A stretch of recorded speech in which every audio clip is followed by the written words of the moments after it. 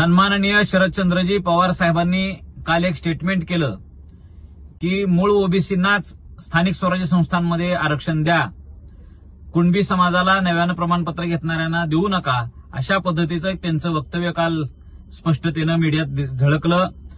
मराठा समाजासाठी हे अत्यंत घातक आहे, कुणबी समाजासाठी सुद्धा अत्यंत घातक त्यांचं वाक्य आहे.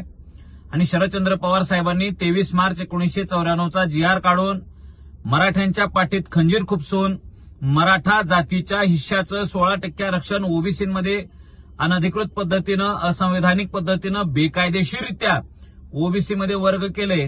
तेव्हापासून मराठ्यांचा जो काही घात झालाय तो आता सन्माननीय एकनाथ शिंदे साहेबांनी सुधारून किमान ओबीसी मधल्या 83 क्रमांकावर असलेल्या कुणबी नोंदी सुद्धा शोधून त्यांनी दिलेल्या आहेत. आणि त्या सुद्धा जर तुम्हाला नको असतील तर शरद पवार साहेबांना मराठा समाजाचा तळतळाट आधी लागलेलाच आहे. यापुढे सुद्धा त्यांच्या पिढ्या सुखानं खाणार नाहीत, हे त्यांनी एवढं लक्षात घ्यावं.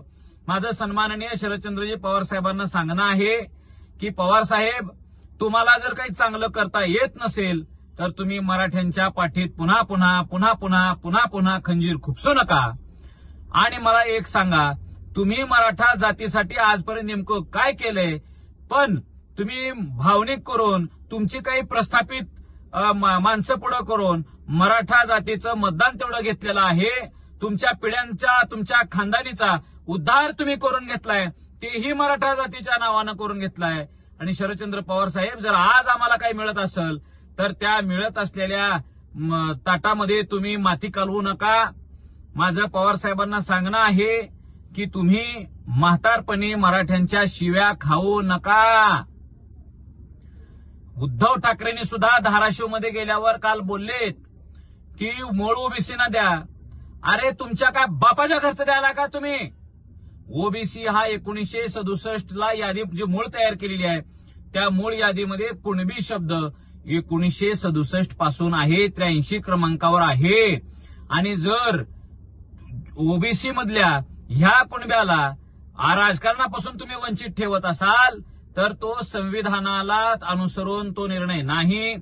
तुम्ही जातीवाद करायला लागलेला आहे, तुम्ही ह्या समाजाला तुम्ही टार्गेट करायला लागलेला आहे.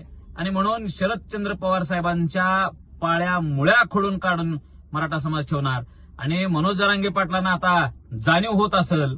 मनोज जरांगे पाटील म्हणाले होते की काय ऊर्जा आहे साहेबांची, काय ऊर्जा आहे साहेबांची. आणि त्या पवार साहेबावर त्या 94च्या GR वर 23 मार्चच्या एकदाही बोलले नव्हते. आता काही दिवसापासून बोलले ते पाटील.